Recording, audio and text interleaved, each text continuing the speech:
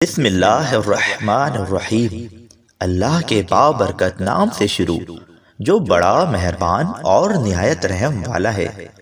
دوستو، آج کی ویڈیو میں آپ کو خوش آمدید کہتے ہیں۔ آج کی ہماری ویڈیو کا موضوع ہے زیرے سے نزلے اور کھانسی کا علاج، اس کے بے شمار فائدے جو کریں آپ کی بڑی مشکل آسان۔ دوستو، ویڈیو شروع کرنے سے پہلے اگر آپ نے ہمارا چینل ابھی تک سبسکرائب نہیں کیا تو چینل کو ضرور سبسکرائب کریں اور بیل آئیکن پہ ضرور کلک کر دیں۔ بہت شکریہ۔ زیرہ قدیم زمانے سے برے صغیر پاک و ہند میں مسالے کے طور پر استعمال ہو رہا ہے۔ حکیم اسے دوائیوں کے لیے بھی استعمال کرتے ہیں۔ البتہ مغرب میں ہونے والی جدید تحقیق نے بظاہر اس عام سے مسالے کی اہمیت کو کئی گنا بڑھا دیا ہے، کیونکہ اب اس کے ایسے فائدے سامنے آئے ہیں جو پہلے لوگوں کی نظر سے پوشیدہ تھے۔ نمبر 1، زیرے کی غذائی اہمیت۔ زیرے میں آئرن، اینٹی ایکسیڈنٹ اور اینٹی انفلیمیٹری خصوصیات کے علاوہ وٹامن ای، وٹامن اے اور وٹامن سی کی بڑی مقدار پائی جاتی ہے۔ اس کے علاوہ وٹامن B6، تھیامن، رائبوفلیون اور نیاسین بھی موجود ہوتا ہے۔ نمبر 2، نزلہ، زکام اور سردی۔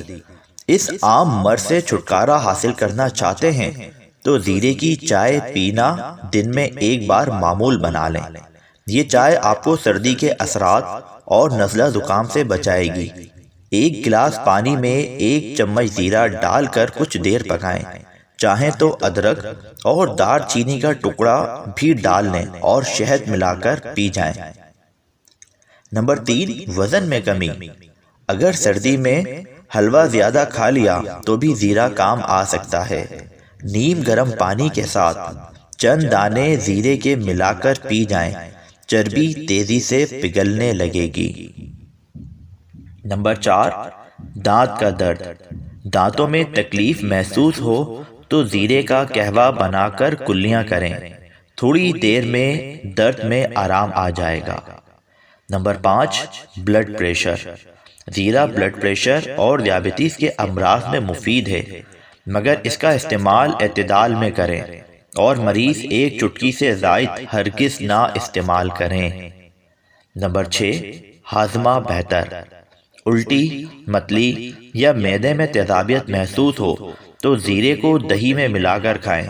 یہ نظام ہاضمہ کو تیز کرے گا اور طبیعت فوری طور پر ہلکی کر دے گا۔